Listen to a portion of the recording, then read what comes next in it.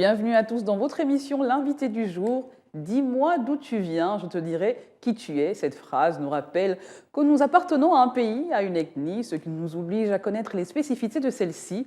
Connaître sa langue maternelle participe à nous identifier dans notre entourage. C'est pour davantage vulgariser la préservation de nos langues maternelles que nous recevons sur ce plateau Venant Tougou, promoteur de la langue FON. Il est avec nous sur ce plateau. Bonjour Venant Tougou. Bonjour Sabrina. Merci d'avoir accepté notre invitation. C'est moi qui vous remercie d'être ici et je suis bien. tout à fait ravi d'être ici à Gabon 24 pour parler de la question de la langue maternelle. Tout à fait. Alors au Gabon, les ethnies communiquent entre elles. Il n'y a pas vraiment de langue nationale. Le français est la langue d'échange et de travail. Vous avez décidé de mettre en avant une école, sans doute pour remédier à ce problème. Parlez-nous. Parlez-nous de ce problème. Oui, en fait, j'appartiens à une ONG qu'on appelle Génération Ekan. C'est une ONG qui vit au Gabon depuis 2015. Oui. Et depuis 2017, cette ONG a initié un lourd projet qui est la création de l'école Ekan, qu'on appelle Sikol Ekan. Oui. Et à l'intérieur, la pierre de lance, c'est la valorisation de la langue. D'autant plus que nous avons constaté, et tu l'as si bien dit, que les langues ne se parlent pas pratiquement et que le Gabon en dispose de plusieurs. Donc, à l'intérieur, nous faisons la promotion et la vulgarisation de cette langue-là, la langue Ati, que vous appelez indirectement la langue Fon. En fait, c'est la langue Ati, c'est de Ati qu'est venu le Fon. Et il n'y a pas seulement que le Fon, il y a l'Ontumo, il y a l'Oka, il y a l'Omeke, il y a Mio, il y a Nzim, il y a le Boulot, il y a Ewondo, il y a il y a une cinquantaine de dialectes qu'on appelle aujourd'hui à tort Fon. Mais ce n'est pas un problème en tant que soi. Le plus important, c'est qu'on se comprenne. D'accord. Alors, pensez-vous que ne pas parler sa langue maternelle est un danger aujourd'hui ? Oui, en fait, ce n'est même pas un danger. Je crois que la CAC, c'est-à-dire les gouverneurs de l'Afrique centrale, nos ministres et le coup, ont posé la problématique depuis 2013, qui est de la valorisation des langues maternelles. Et nous, on s'inscrit dessus, d'autant plus qu'on travaille avec l'Académie des langues africaines, notamment sur cette question de valorisation des langues maternelles. Ne pas parler sa langue, ce n'est pas seulement un problème, c'est une mort, en fait, parce que c'est dans l'âme que l'homme se définit. C'est dans l'âme qu'un enfant peut facilement traduire, n'est-ce pas, ses pensées. Dès lors que tu n'arrives plus à traduire ou bien à se définir, tu es mort, tu es comme un arbre, tu es comme un objet. Donc notre mission aujourd'hui, c'est justement faire en sorte que tout le monde, y compris les enfants comme des grands, reviennent aux fondamentaux, qui est la langue maternelle. Alors justement, hormis les politiques de valorisation de langue maternelle en place par le gouvernement gabonais, on peut citer l'élaboration des atlas linguistiques qu'ils ont mis en place, les descriptions de la langue gabonaise, ainsi que les lexiques spécialisés dans le but de les introduire dans l'enseignement primaire. Alors, à votre niveau, quelle est votre particularité que vous apportez dans ce domaine ? La particularité, c'est d'abord au niveau de la scientificité. Nous sommes majoritairement des scientifiques dans l'ONG. Et nous apportons tout ce qui est technologie, tout ce qui est support audiovisuel. Je vous fais l'éloge quand même d'une vidéo que la Fondation Member avait bien présentée, notamment à Domingo. Donc c'est l'OMVET qui est parti du corps de gare, qui est parti du livre avec Tira Ontuntum. Aujourd'hui, on peut le suivre à travers la télévision. Ça veut dire que ça a des épisodes, et au fur et à mesure qu'un enfant le suit, tout de suite, il se retrouve dans l'OMVET sans pourtant le savoir. En fait, il se Donc trouve vous avez introduit le numérique on a introduit le numérique dans l'enseignement. Dans l'enseignement. Très bien. Et sur des supports également, on a revalorisé les supports papier. Parce que le premier dictionnaire FON qui existe sur le marché, c'est le dictionnaire de Samuel Gallet. Et après Samuel Gallet, on a vu des travaux qui avaient été faits avant, notamment sur le côté de la religion, avec la traduction de la Bible par Don François, Monseigneur Don François. Aujourd'hui, nous avons des nouveaux supports, donc que ce soit en conjugaison, en grammaire, en orthographe. Il y a un docteur à l'école, à l'ENS, l'école normale supérieure, au nom de Syriac Akomozok, qui a écrit beaucoup de livres sur la langue Ekan, ou bien la langue Madzona, ce qu'on appelle la langue Fon, ce n'est pas un problème. Et nous avons également numérisé la langue. Ça veut dire qu'à partir de votre téléphone Android, vous pouvez télécharger le dictionnaire. Des applications numériques. Donc vous pouvez télécharger votre application numérique et qui va vous permettre d'interagir avec des langues étrangères, notamment l'anglais, français. Vous travaillez également avec d'autres écoles. Vous savez s'il y a d'autres écoles qui enseignent également des langues maternelles? Oui, il faut dire que nous sommes un groupement des jeunes aujourd'hui, d'autant plus que le ministère de la Culture et de l'Éducation nationale veut bien que les langues se valorisent. Donc, nous sommes un cercle formé de jeunes Gabonais qui travaillent en symbiose. Je connais une association au Kota, dirigée par Rocky Nzambe. Rocky Nzambe, qui est Kota et qui travaille avec nous dans les travaux, notamment dans les modules de cours. Nous avons 3 modules de cours. 3 modules correspondent justement à 3 générations. Donc, alors, si je comprends bien, dans cette école, il n'y a pas que le fan qui est enseigné. Non. En fait, quand on dit écan, on ne veut pas dire fan tout de suite. Vous savez, et quand on dit africain, on ne veut pas dire Pounon, on ne veut pas dire Kota, on ne veut pas bien dire. Sûr, donc, oui. L'école est une école africaine qui fait la promotion du savoir africain. D'autant plus que le savoir africain a toujours contribué dans les grands échanges mondiaux. C'est pour cela que cette école s'appelle écan. Mais le mot écan est le mot supérieur qui est défini comme tel dans notre langue matricielle qui est le Madona. Et comment se font les cours? Racontez-nous, comment se font les cours Bon, aujourd'hui, déjà nous sommes basés à Kebo-Poto. En fait, les cours se font par 3 modules. Comme je le disais, il y a d'abord le Béaba, ça veut dire les apprentis, nos enfants de 0 à 10 ans. On peut appeler ça une base déjà? Une base. Les fondamentaux? Les fondamentaux sont l'éveil. Dans l'éveil, vous allez trouver les contes, vous allez trouver les adages, vous allez trouver les récits et vous allez trouver des jeux. Parce qu'un enfant apprend mieux en jouant. C'est en jouant qu'on essaie un peu d'introduire les modules de langue pour que l'enfant comprenne.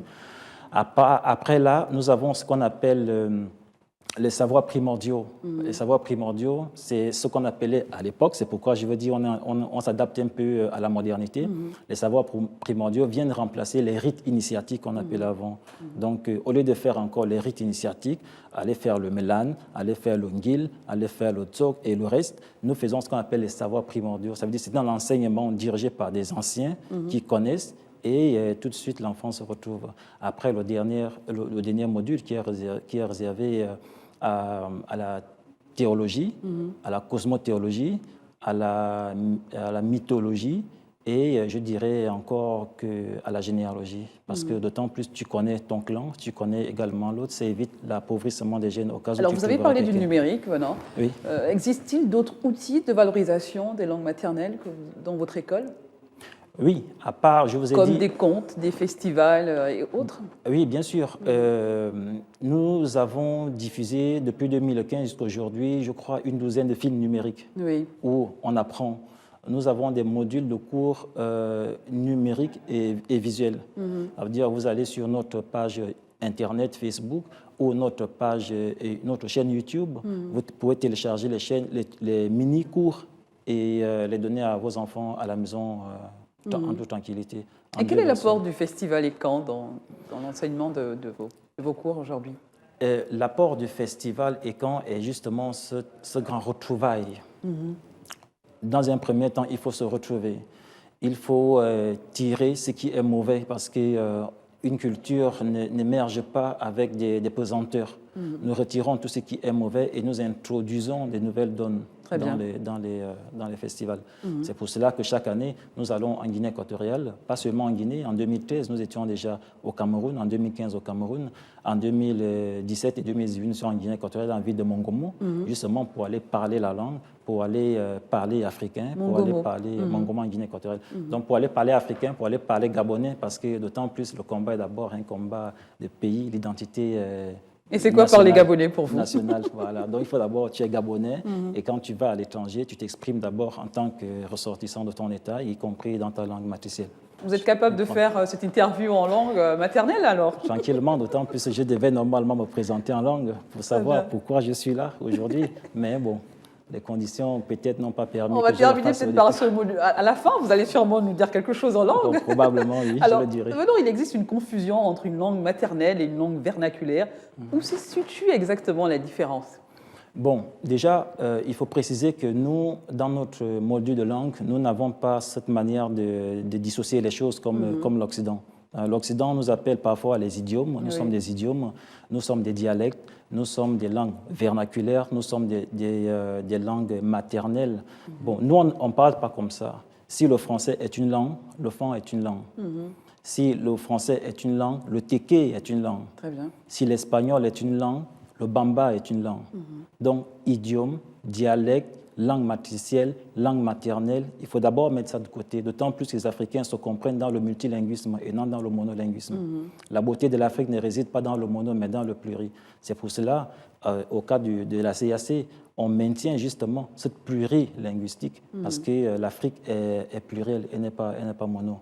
Donc, est-ce que nous devons dissocier la langue maternelle ou encore par la langue vernaculaire? Je dirais tout simplement non. La langue, c'est le moteur de tout être humain. C'est pour cela qu'il doit la connaître pour mieux se vendre. Voilà. Alors, vous avez choisi aucune ethnie gabonaise n'est majoritaire, hein, mais sur le plan de l'importance au point numérique, on parle plus le fang est plus parlé, on parle de 32%. Vous avez choisi d'enseigner particulièrement cette langue, de mettre en avant cette langue. Pourquoi ? En fait, le constat avait été fait à l'université Omar Bongo un jour de 2014-2015. Nous sommes partis pour la question de la langue avec Akalan. Et dans les couloirs et les rues d'université, c'est le fang qui était majoritaire. En fait, c'est le fang qui se parlait comme au marché. Vous allez en Kembo, vous allez à Momboy, vous allez partout, c'est le fang qui est parlé. Après, on s'est également réunis avec mes frères, Rocky Zambé, je vous l'ai cité tout à l'heure. Il y a aussi un groupe au Cap Exerias. C'était un groupe au Mienné, je crois, c'est les esprits de Nyonyé. Les esprits de Nyonyé, voilà, d'accord. C'était un groupe, donc ça doit être entre au Mienné ou une autre langue du Gabon de toute façon. Donc autour d'eux, nous avions discuté sur la notion de la langue et tout le monde est parti pour que la langue de base de l'école Ekan soit la langue fang qui se parle un peu partout. Et c'est sans complexe, c'est sans Merci, Venant Tougou. Voilà, on arrive au terme de notre émission. C'était très intéressant. Merci, Venant Tougou, d'avoir été sur ce plateau. Peut-être terminer en disant au revoir aux téléspectateurs ou en invitant ces jeunes qui sont de plus en plus désintéressés face à leur langue maternelle. Peut-être passer un message à ces jeunes. D'accord, en 2 minutes, je dirais tout simplement, si je peux conclure, je dirais que l'occasion nous est offerte par l'ONG Génération Ekan. L'ONG Génération Ekan n'est pas seulement une école de fond, d'autant plus qu'on reçoit tous les stagiaires. Vous voyez sur Facebook aujourd'hui des petites blanches qui parlent fond. Vous voyez que le 16 août passé, nous sommes allés au Cap Exerias. Nous avons rencontré nos invités, des touristes et tout, pour parler la notion de la langue. Donc, je vais terminer pour dire que l'école est ouverte. Aujourd'hui, le Covid a fait que toute chose s'arrête et nous sommes en vacances. Et quand on va ouvrir les portes, il va falloir que les gens viennent s'inscrire et connaître le fond. Très bien. Maintenant, pour fermer dans ma langue maternelle, je dirais tout simplement que Batala Akiba, venant de Bomam, Mamatia Maminkobo, Abansi, au Walentemgi, si au Gabon, Bivoso Vanebez, Zona, Minkobo Miazan, et que là, on fait festival au Via Boya Boyo. Na bokobo onkobo te avalo bota bongo sabaye ebie autant plus na mon nombre de ce à ce tabombo kano akobo onkobo wie encore min temps voilà. Mais Aboura d'abord onkobo ma vomia Aboura Venant Tougou Abimote Akiba Aboura. Merci beaucoup Aboura. Allez, à très bientôt avec une nouvelle actualité sur votre école, notamment l'ONG Ekan. Voilà, c'est la fin de cette émission. Nous recevions à l'instant Venant Tougou, qui est un vaillant valorisateur des langues maternelles. Il était avec nous sur ce plateau pour nous parler de l'ONG Ekan et de cette école qui enseigne et qui valorise les langues maternelles au Gabon. À très bientôt avec un nouvel invité.